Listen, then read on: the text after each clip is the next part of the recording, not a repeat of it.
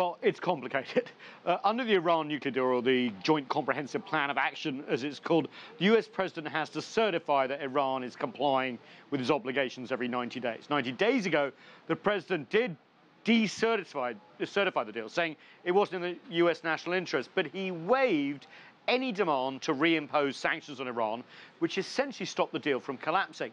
Now, 90 days later, he's waiving those sanctions again. But I can tell you, Elaine, the deal is still in trouble. US President Donald Trump has called the Iran nuclear deal the worst deal in US history. And Friday's decision to waive sanctions once again doesn't mean he's changed his mind. In a statement, the US president said, "Today I am waiving the application of certain nuclear sanctions, but only in order to secure our European allies' agreements to fix the terrible flaws of the Iran nuclear deal. This is the last chance.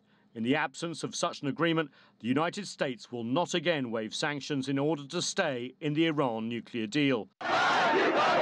Separately, the US announced financial sanctions against 14 individuals and entities in connection with the demonstrations held earlier this month and those linked to Iran's ballistic missile program.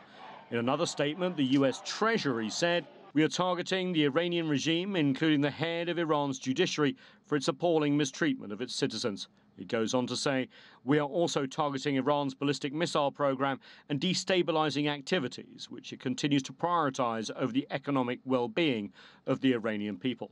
So, for now, the Iran nuclear deal lives on. But the US approach is in sharp contrast to other nations who negotiated the 2015 deal with Iran. This week, the European Union met and said that the deal was working and that the US was the one jeopardizing it. It would send a very dangerous signal to the rest of the world if the only agreement which prevents us from the proliferation of nuclear weapons would be negative affected. Russia and China agree with their European partners, and Iran, during talks with Russia this week, expressed their dissatisfaction with the US. Unfortunately, another member of the Iran Accord has not only not fulfilled its obligations, but also implements destructive policies. Analysts say that if the US continues to weaken the nuclear deal, Tehran could just walk away. At some point, the Iranians may say, wait a minute, our deal was we get economic relief, you get nuclear relief. Right now, you want the nuclear relief and you want to chip away at the economic benefits we're getting. At some point, they may decide it's not worth it for them. So, Elaine, look, we've seen this US president pull out of lots of international agreements, but critics are saying with this one, if the US does actually let it fall apart, then not only could it lead to potentially war in the Middle East, or at least an arms race, it could also encourage nuclear proliferation around the world. Just think of a DPRK not trusting the US to be bound by any agreement. Nathan, what will have to change in order for the United States to stay in the agreement? Yeah, well, behind the scenes, the White House are essentially saying this, that they're not happy with the fact that Iran can produce ballistic missile technology, that it can behave how it wants in the greater Middle East, like for Syria, which is, of course, separate from this nuclear deal. So they want a kind of side agreement with the European powers that covers some of this. That's unlikely to happen. They also want some of the protocols within the nuclear deal to be changed.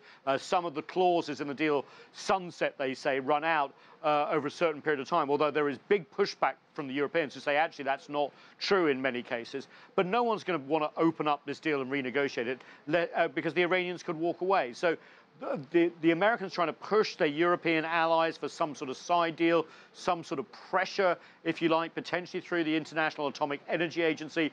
All this has to be done pretty quickly. They've got about 3 or 4 months before US President Donald Trump looks at this again and say, forget it, I'm walking away. That may not happen. He may waive it again, but they are putting pressure to change. But I can tell you the appetite in Europe is very, very small for any of this. So it's difficult to see how this administration, considering how it's not very popular at the moment internationally, can actually create this leverage. We'll wait and see. All right, Nathan King in our Washington newsroom.